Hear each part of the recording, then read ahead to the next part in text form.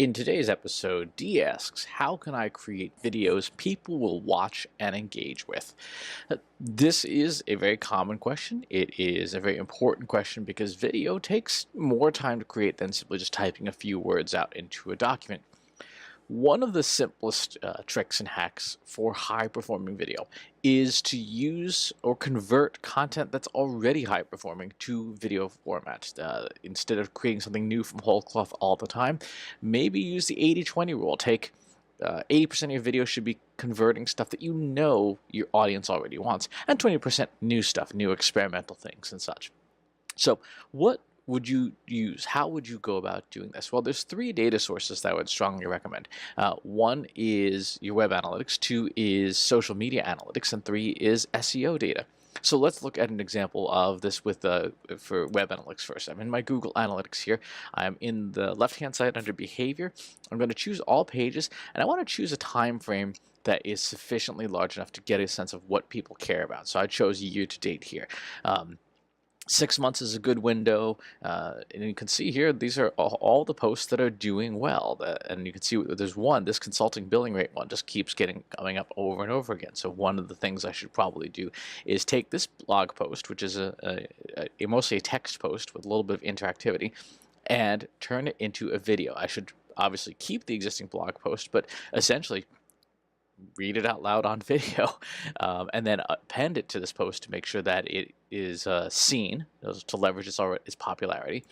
Now, one thing you can do that's kind of a nice power hack is to change the dates. Let's go back about a year and a half, 2 years now, and look at older content. Look at stuff that was much older, way back when, and for those posts where it's relevant to do so, like business core competency, ethics in marketing and stuff, those are posts that we didn't see them in the previous screen, but they did well in the past. They are ideal candidates for being refreshed, and there's no better way to refresh that than to use video as a way to jumpstart those posts and bring them back to life. So I could create a video for that, add it to the post, then change the post date, update the text as needed, and now I've got a brand new post that we know is popular based on years past, and can make it work harder for us. So that's web analytics. Now let's take a look at the second place we can look, which is social media data. I'm going to use IBM Watson Analytics for social media here. I'm using the topic of B2B marketing. I've programmed this in, and I've asked Watson to essentially go find all of the content out there in forum posts, blogs, videos, social posts about B2B marketing, and then I categorize them by sort of the topics that I want to break down. What are the things that people are talking about most? Well, funny enough, it turns out email marketing is such a huge part of B2B marketing. So here are some of the top posts in these categories. Now, you should absolutely not just rip off somebody else's content, but you can take the ideas, the general concepts, and share your own point of view. So here is one. How much does email marketing automation software cost? You can do pricing plans, comparison of products, top 10 most popular tools, most powerful traffic generation techniques, effort versus results. All of these, you can see that these are all about the topic of email marketing. So do I have perspectives of my own on any of these topics? Uses of email marketing, signatures in email marketing. Of course, have perspectives that I could create, that I know these are the popular topics, these are the popular concepts, but convert them into video content by creating my own point of view. So I can do research broadly about what people care about, but make a video of it. And then the third area, of course, is SEO data. We can look at content that's high ranking, and again, don't rip off other people's work, but look at the concepts and provide points of view. So this one I took social media marketing. What are some social media marketing campaigns? 5 bad habits that will tank your social media marketing, 5 ways of Twitter purge, 6 ways you can use yoga principles, and so on and so forth.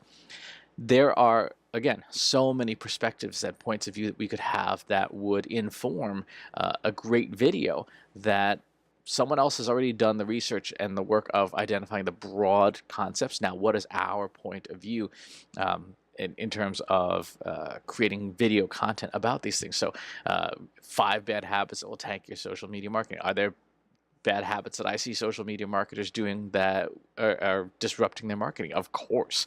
The use of copy bots is a really good example. Don't use a copy bot. It will go very badly. If you're not familiar, Copybot is simply a piece of automated software that just blatantly copies somebody else's feed, right? So it copies their Instagram feed or a Twitter feed. Don't use them. They're terrible. And they're also a copyright violation which exposes you to all sorts of legal issues. But anyone who's been in the field for more than 6 months has some sense of what works and what doesn't in social media marketing. And so by looking at these general topics like bad habits of social media marketers, you can create content that you know people will engage with because it's already high performing. Someone else already has their point of view. We want to create our point of view. So those are the 3 data sources. Of those 3, I would start with your web analytics. Unless you have no content at all, you have no blog, your website is literally just a brochure. If you have a blog, then you want to start with web analytics because it is your content, it is the most unique to you, and it already contains your points of view, and it is your intellectual property, so you have absolutely no issues whatsoever, just literally reading your previous content out loud. Social media marketing data is where I would say social media and SEO data are a blend. They should be, weight them equally. Do one video from one source, do another video from another source. Go back and forth and see which is more relevant to your audience. Of those 2, I would lean a little bit more heavily on search data only because people type things into Google they wouldn't say out loud.